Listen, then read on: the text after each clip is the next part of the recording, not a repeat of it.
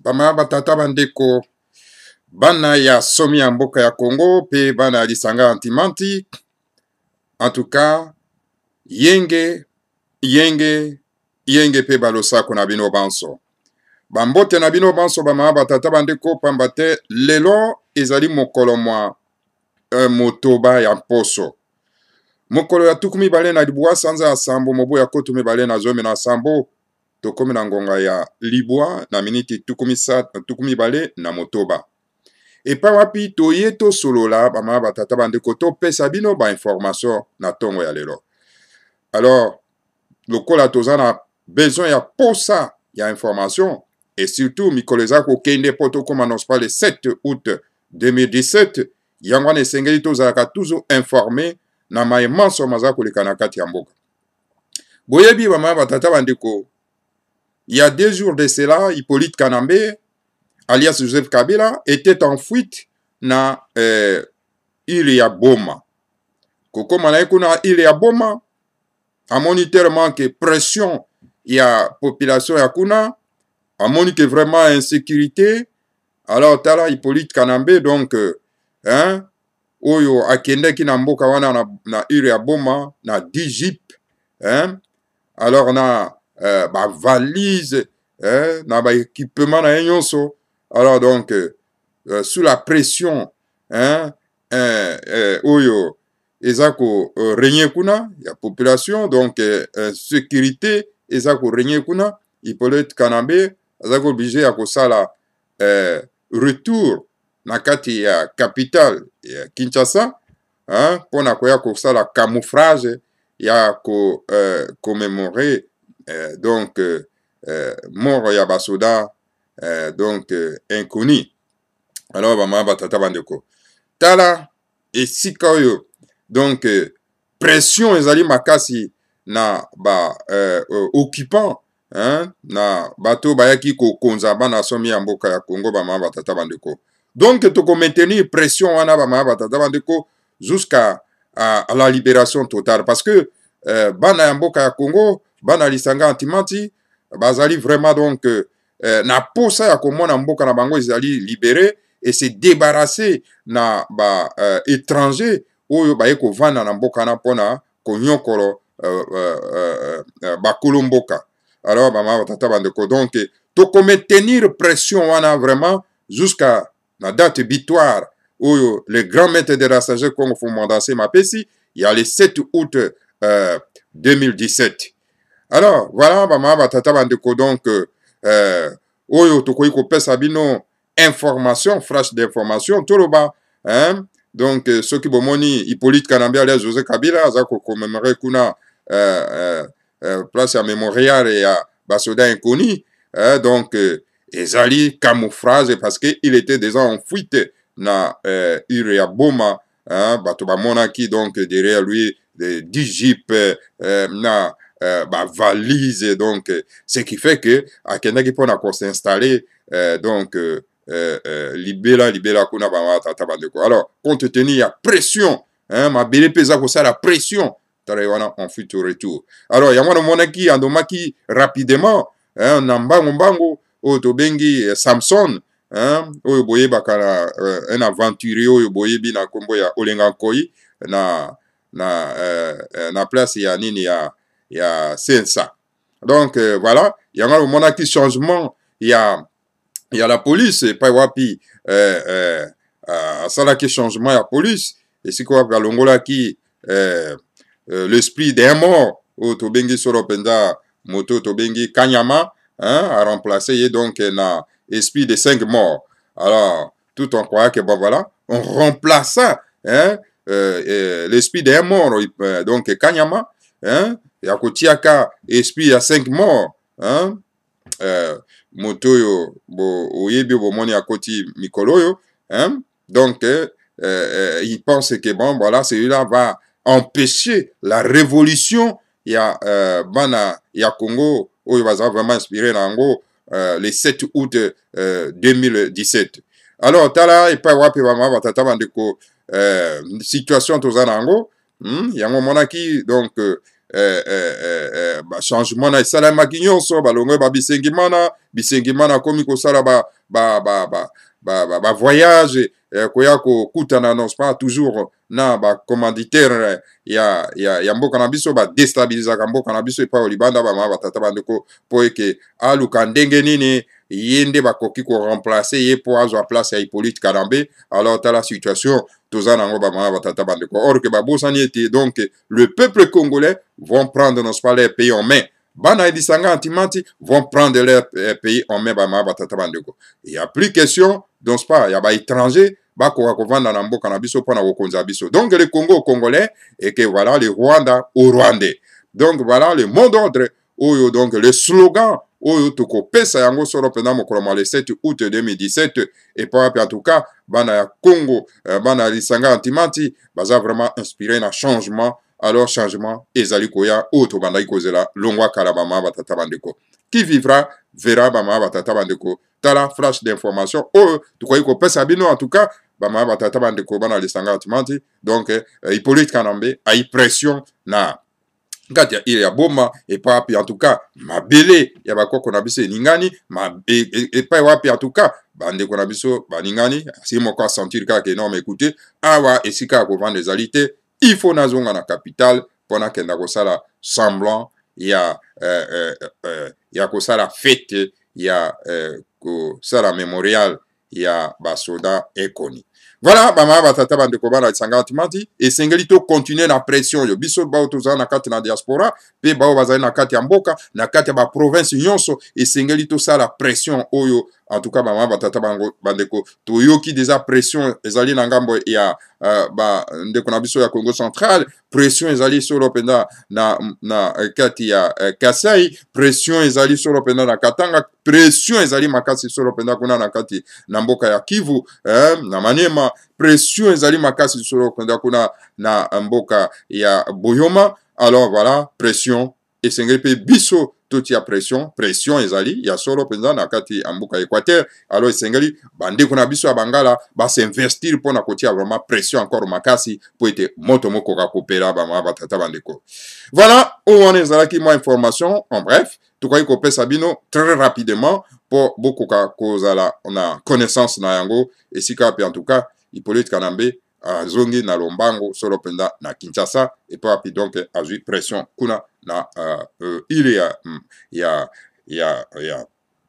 boma oyo pa wapi alingai ko s'installer donc moi mikolo ebele po ete atikelaki solo penda makambo na oyo tobengi Samson olenga koi po ete agere ba makambo na kati ya capitale yango no monaki remplacement ba Bisengimana na Kanyama pona ko remplacer ye bango na esprit de 5 morts. Alors donc voilà pression eza toujours makasi. Alors voilà bama batata bandeko bana lisanga antimanti lelo lisusu tokosola bama batata bandeko likambo etali solo penza en tout cas eza Congo bololo ya solo tokomelisa nano Congo bololo lelo na ndeko tobengi Ngbanda Nzambo kwa Atumba.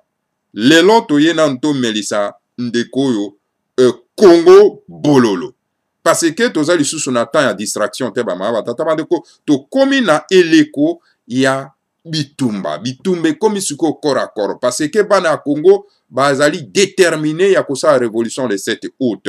Alors tout le monde en parle na Congo mobimba, donc ils sont tous mobilisés. Alors voilà, toye koyoka déclaration ya Ngbanda oti kosala bama batata bandeko yoka déclaration ya Ngbanda lobi boy. Ngbanda lobi a exigé na ba politicien nyonso baza na mboka ya Congo ba mot d'ordre na ye apesi mot d'ordre na ye alobi ba politicien nyonso baza na mboka ya Congo ba démissionner na ba institution nyonso tu ya mboka. Voilà son mot d'ordre. Ok, biso toyebi très bien que mot d'ordre epesami déjà na les grands maîtres de la Congo fondement d'ancien miete le 7 août Bangala, Bamongo, Baluba, Bakongo, Balokele, Batetela, Balunda, Bembe, Barega. Donc, tout le monde dans mboka ya Congo, kotelema le 7 août, pona ko bengana Hippolyte Kanambe, alias Joseph Kabila, na touti Rwandais, au bazo kosungaye pour la colonisation et la République démocratique du Congo. Voilà les mots d'ordre donnés par les grands maîtres. Alors voilà, Ngwanda qui vient, dans mot d'ordre na alobi na ba acteur politique nyons, au bazar na kati ya mboka, ba démissionner na ba institution nyonso ya Congo. Alors siko Ngwanda pense que il y a peu sa mot d'ordre que bato ba démissionner na ba institution nde yango nde porter solution. Or que to décortiquer na mot d'ordre ya Ngwanda. Ce qui est Ngwanda lobi que bato surtout bazar na institution ya Congo ba démissionner, hein, pas congolais bien sûr, au bazar na ba institution ya mboka ba démissionner. Sikoyo Hippolyte Kanambe, ce qui bango ba démissionner, Hippolyte Kanambe azui ba touti rwandais a remplacé bango na ba institution wana. Botala, est-ce que Hippolyte Kanambe a kobika na mosala ya kokonza te? Oui, a kobika na mosala ya kokonza. Voilà un mot d'ordre, il y a un homme irresponsable. Si ko tala mot d'ordre, il y a Ngwanda. Na mot d'ordre, il y a rassemblement na IDPS. Bango balobi, le 8, le 9, donc, bateau, bavanda nandako, donc ville morte. C'est-à-dire, Hippolyte Kanambe, alias Kabila, vanda nandako. Peuple, bovanda nandako. Alors, ce qui est le 8 et le 9, bateau bavanda nandako, le 8 et le 9 et l'équipe, allez, bateau bakei, sikoyo, ko divague, naba, besoin na bango, naba activité na bango. Donc, ça veut dire que, ba fandisi Hippolyte Kanambe, pour akoba, na mosala ya kokonza mboka. Alors, voilà, mot d'ordre, il y a rassemblement na IDPS.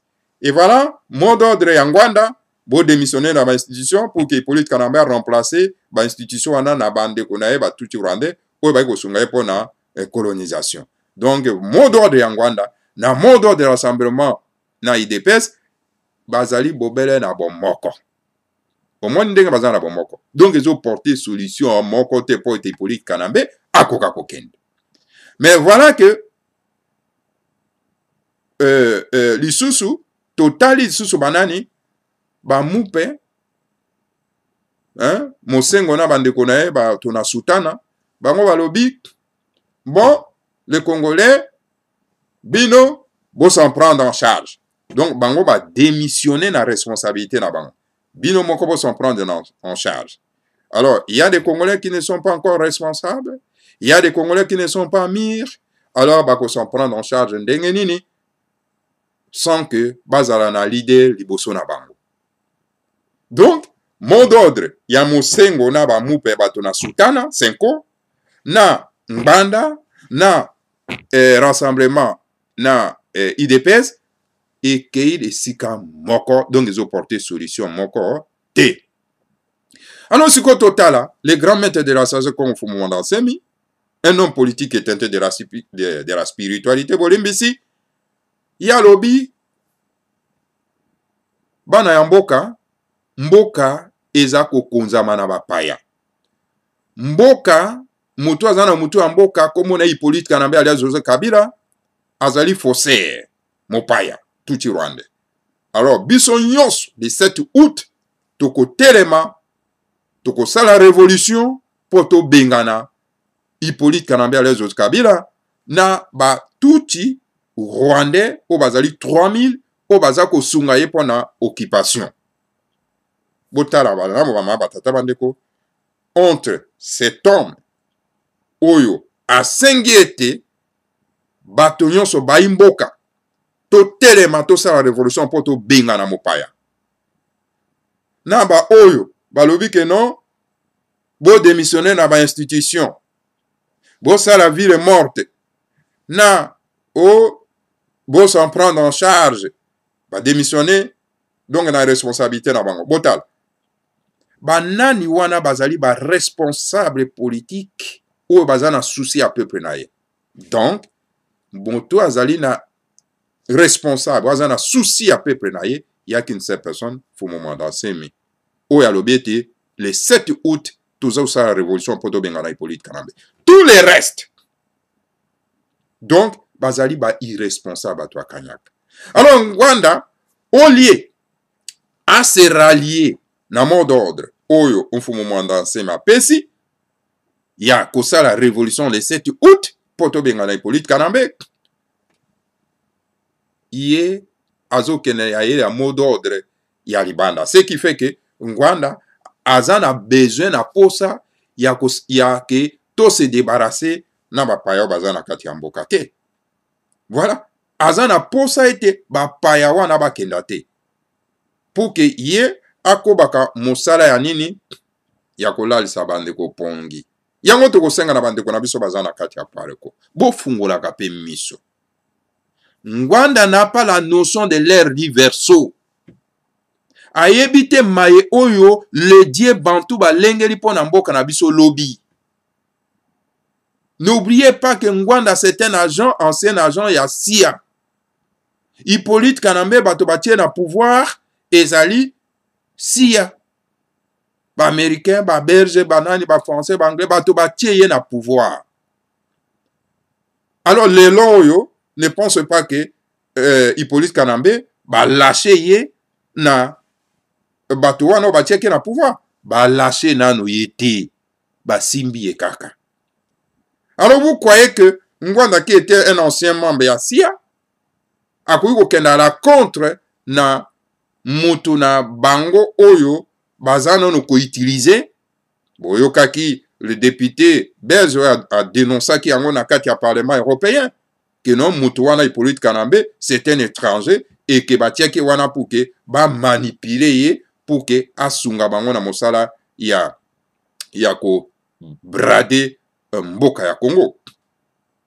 Donc Ngwanda zo sala résistance ya mascarade po azomona ke oyo fumu mwandanse maza koloba pona révolution le 7 août eza ya solo pena révolution eza koya. Alors de révolution wana ndenge eza koya aza na place te na kati ya ba institution ya Congo ya sika parce que Congo eko renaître, la renaissance du Congo va voir le jour le 7 août 2017. Alors bandeko bazana kati ya apareko oyo bozo se laisser distraire par Ngwanda. Il est temps de prendre des positions parce que ce qui réellement bozala qui pona ko défendre vraiment un mboka, ce qui bozala qui vraiment ba résistant ba combattant et que bozala qui na souci ya que mboka ekoka ko se libérer parce que Ngwanda il parlait. Il y a Hippolyte Kanambe, il y a Libanda Bota la bino moko ba mama tata. Toutes les résistances, il y a Mokili. Et ça le maka toujours soit na kati ya mboka, soit na périphérie ya mboka. Okoki kosala résistance na libanda te à 8000 km. Ce qui totali malamu ba mama tata bandeko. Savimbi asalaki résistance na ye na kati ya Angola. Pona ko benga na banani ba portugais. Laurent Désiré Kabila a salaki résistance contre le gouvernement il y a Mobutu na Tanzanie toujours na pays voisin à côté. Boza komona nani tango France ezalaki occupé De Gaulle akimaki à 8000 km te azalaki pembeni ya mboka na ye na Angleterre pona ko sala résistance pona ke ako récupérer mboka. Nelson Mandela a salaki résistance na kati ya mboka pona ko combattre non pas le système d'apartheid ya Mindele. Ozomona jusqu'à bakondana qui 25 ans de prison. Hein? Pama batata bandeko. Mfumu Kimbangu a salaki résistance na contre l'occupation belge sur le terrain. Bakondana 30 ans de prison. Mais mama batata bandeko Sékou Touré a sa résistance na kati ya mboka pona ko bengana la colonisation française. Mais résistance nini yo Ngwanda akoki ko sala à 8000 km misili nini oyo bako pesa ye po ete kenda ko bombarder Hippolyte Kanambe à 8000 km. Mais bon raisonnaka quand même. Et pourtant maintenant mama batata bandeko le langage oyo bino bolobaka libanda Et sur le même langage, oyo, un grand résistant, Azolo Bango na kati ya mboka, lui parle ça à l'intérieur. Et il combat l'occupation à l'intérieur, seul. Na bateau baza vraiment que baza na souci que mboka est libéré. O baza ko collaborer te na ba paya pour na endormir le peuple na biso, hein, na ba morceau ba verset biblique, hein.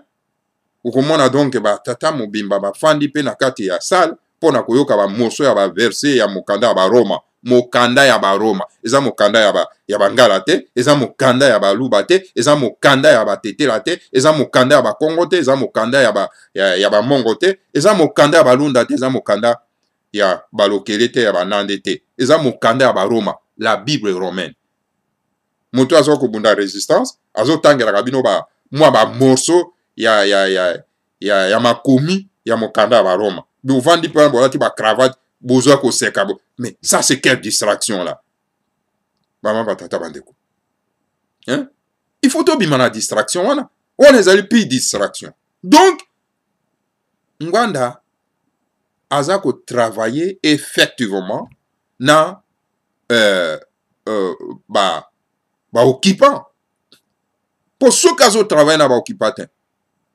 Pourquoi maintenant il est contre appel mot d'ordre? Il y a un moment d'ensem. Alingi même pas kotanga kombo ya moment d'ensem.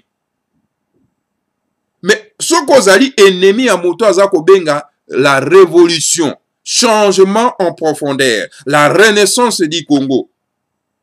Ce qu'on a ennemi à moto wana. Donc on a ennemi à peuple congolais parce que le peuple congolais, hein, banalisanga antimanti, bazali na souci à komona la renaissance du Congo. Ya komona Congo ya sika. Oh, bakoko na biso abanda ikoloba. Alors, sikoyo yo ozali contre ya moto wana. Donc ozali contre le peuple congolais. Mais pourquoi le peuple congolais bakoki kolanda yo? Bino pe bato bozolanda ngwana. Bo meka kosala ba analyse, bo meka ko réfléchir. Soki Ngwanda ko lancer mot d'ordre te.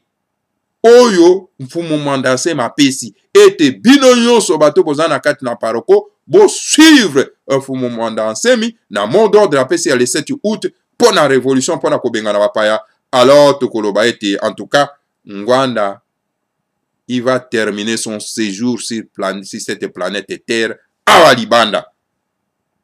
Na ba institution en mboka ya sika, nous ne pouvons plus voir ba individu lokola Ngwanda na mboka na biso. Na état autonome ya Mongala tokoki komona ete. Et d'ailleurs écoute, tous on a besoin d'un politicien teinté de la spiritualité. Et quand on parle teinté de la spiritualité, on ne fait pas allusion à la spiritualité étrangère.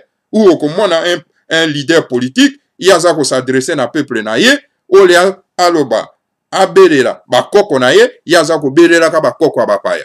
Qu'est-ce que nous avons à voir na kobela bakoko abapaya? Tout le monde a qui ce que tu lombo. A keikuna na Israël, pour na kokenda. Kobeta mutu na na mira lamentation akenda ko se lamate kuna, hein, kobela bakoko ya baninga bakoya kosunga yo, hein.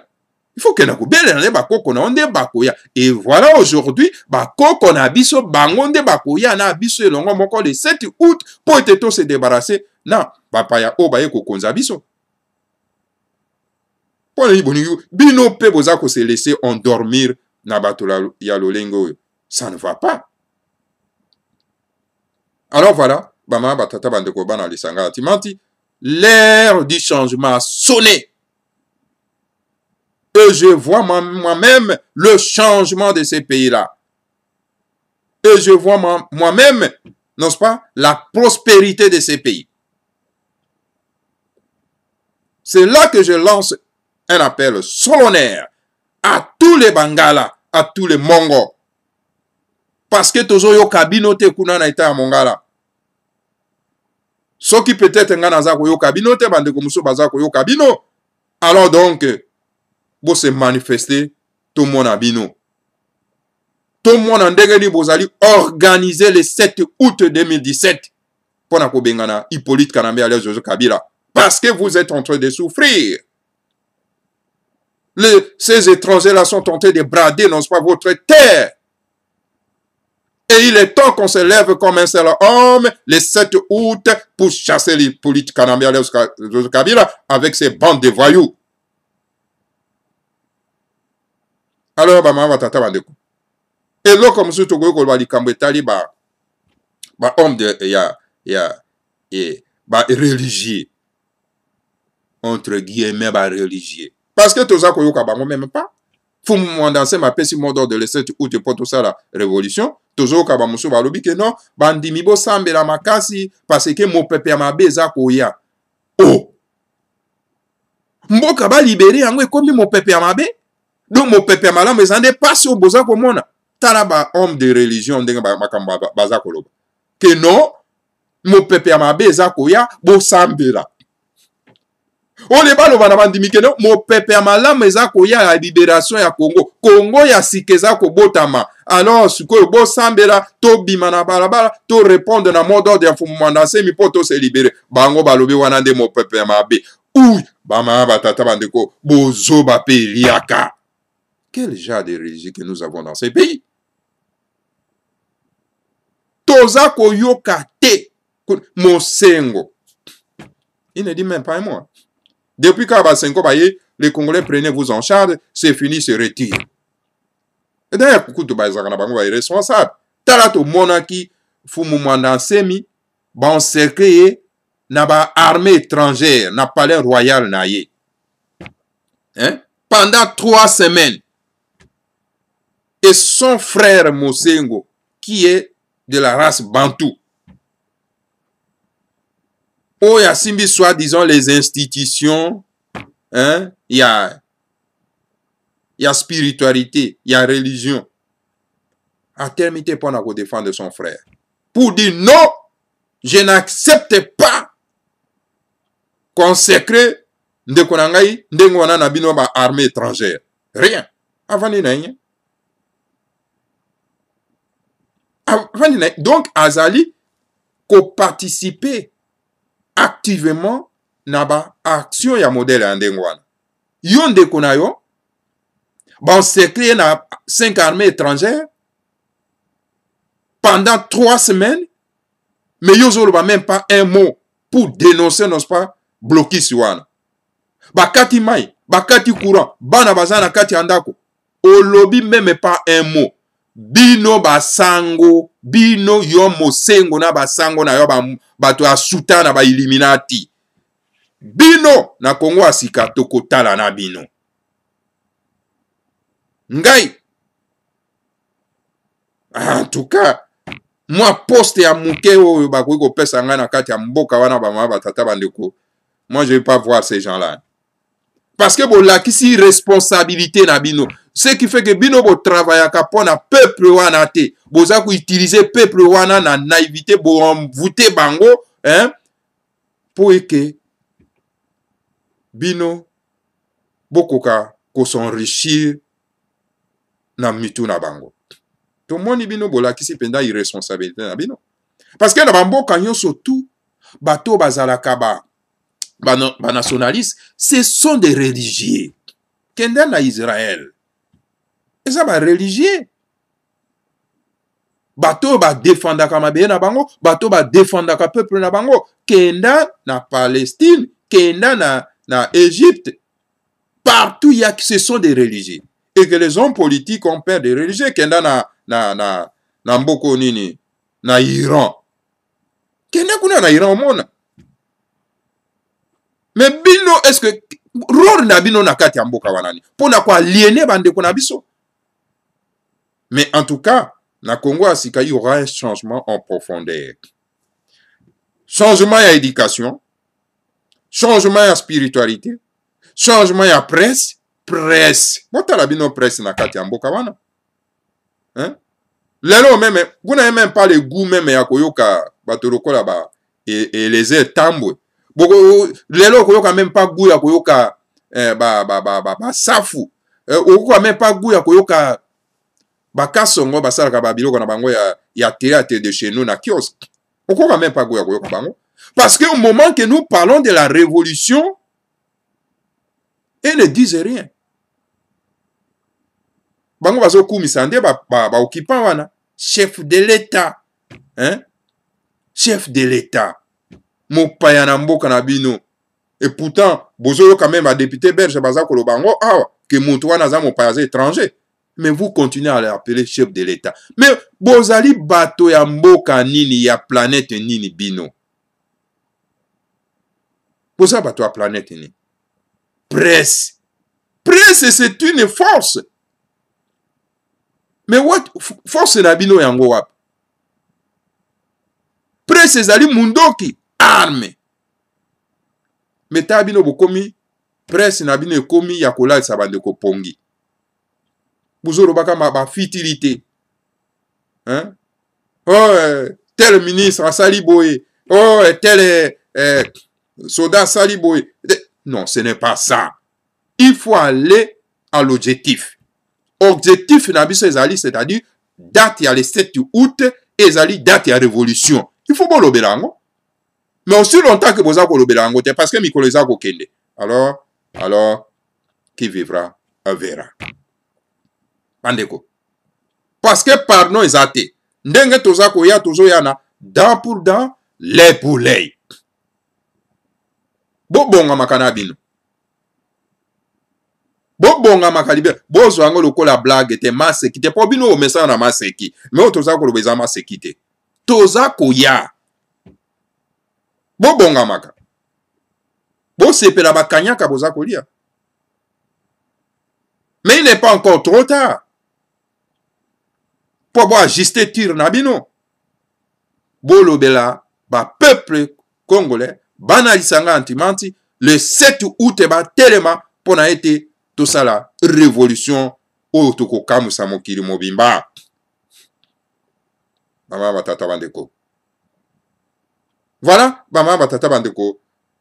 Likambo etali la presse. Mais la likambo etali solo penda mama batata bandeko. Bama pinga. To sengi na mapinga bana ya Congo. O bazana kati ya mapinga. Bana lisanga antimanti o bazana kati ya mapinga. L'ère ya changement ekomi.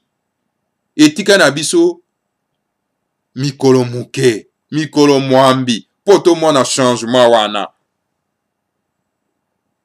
Congo ya sika eza na besoin na bino ba mapinga. Yango wana donc to sengi na bino ete bo se mobiliser kuna. Mokolo wana tango eko beta pon. Bozui kana bino. Bosai lokola mafuta. Omoni mafuta soko otie na mai. Esala kanini. Mafuta emataka likolo, mai tikali nase. Donc voilà, sélection balamoko. Na kan ya bandeko na bino ba Congolais et ba oyo baza ba paya ba ki ko sunga Hippolyte Kanambe ba tuti Rwandais na kana bango. Ko tindika bango bazonge pa na bango. Voilà musala o toko sala le 7 août yango wana. Alors donc toza ko s'adresser na bino mapinga bozala des après. Voilà ba ma batata bandeko bana lisanga antimanti. Autre ko pesa bino comme mot d'ordre. Mot d'ordre yango wana ba ma talande ko pe ndenge to salaki po eteto melisa ngwanda Congo bololo parce que ngwanda n'est pas dans la résistance. Azana kati ya distraction. Voilà. Tozu information ba ma batata bandeko bato ya aner bakei na Angola koluka mfumo mwanda nsemi. Bake kofuta ba hotel, ba mususu bake na wish, ba mususu bake na Mbanza Congo, ba mususu bake na Soyo, donc bake koluka esika mwanda nsemi azali. Et pourtant mwanda nsemi ne cesse pas de le dire que nga nazali awa na mboka ya Kinshasa. Je ne suis pas en Angola, je suis ici à Kinshasa. Je vois ce que vous êtes en train de faire. J'écris mes Congo Dieto ici sur place, à Kinshasa. Pourquoi aller me chercher dans ce pas en Angola? Moi, je n'habitais pas en Angola. Je n'habite pas, oui, je né à Wambo, né à Mbaza, Congo, j'habite ici à Kinshasa. Je vous ai dit à maintes reprises, j'habite ici à Kinshasa. Pourquoi aller me chercher, n'est-ce pas, en Angola? Pourquoi perdre de l'argent des contribuables congolais pour payer les hôtels en Angola? Voilà, maman, batata bandeko. Ezali mawa. Tala, musala, ba agent terroriste ya Kalunda Motove baza kosala yango wana. Mais, Mikolezo kokenda malembe. Vous n'allez pas empêcher donc le long. Il y a changement. Oyo, bana na Congo. Bazana ngona kati na mitema na bango. Boko empêcher yango te. Boko empêcher yango te. Mais alors, bino ba Kalunda Motove, o boza kosunga ba paya na kati ya mboka, alors boye bango ete, soro na bino ezali vraiment serré. Boye bango. Po bolaksi vraiment que boza vraiment ba ennemi ya bana na Congo. Parce que, moto a ebi kazam ezamboka na ye, mais aza ko parvenir ko travailler na mopaya, pour na ko détruire bande konaye. Donc, bozali ba ennemi. Bozali ba ennemi. Voilà, Moussala N. Azako Sala, yango wana en tout cas, ba timbeli epe ba bimisi bango na mpoasa. Eza soni. Eza soni. Bozo sala likambo moto boza koluka ye azo mona bino nyonso bozo sala. Avandi na ba biro na bino azo tala ndenge bozo sala. Ao seka bino ya mokolo aleki bango. Voilà. Boluka kama kambo bokozwa. Hein? Eteli epa na binote. Miso eteli na koluka mfumu mwanda nsemi. Nyonso bozo sala zo mona bino na miroir. Boko mona. Voilà bama batata bandeko. Toko senga na bandeko na biso banso. Baye bisa bandeko nyonso na mboka. Le 7 août 2017. Jour ya changement. Jour ya renaissance ya Congo. Et pas plutôt qu'on mette en cause le système éducatif. Hein? Makambo ya ko continue kana ba éducation ya ba pa eza lisusu te. Et pas pi bande ko na biso ba yeba ko batela mboka. Ko batela mabere. Et pas pi ba ma tata bande ko donc na kati ya parlement na biso et kozalaka lisusu na ba 400 partis politiques te. To kozala des partis politiques seulement. Modèle américain. Kuna en Amérique bazana des partis politiques, les partis républicains et démocrates. Ndenge to kozala na kati ya Congo. Makamba kozaka ba partis politiques inféodés ezate. Des partis politiques seulement. Oui, ko travailler na mboka wana. Voilà la renaissance du Congo. Voilà, bama batata bande ko bana lisanga timanti. O na kokaki soro penda ko pesa bino na poko lelo na tongo lelo bolimbisi yango na tokuta na bino isusu mbala asima. Matondo mingi ingeta ibobo.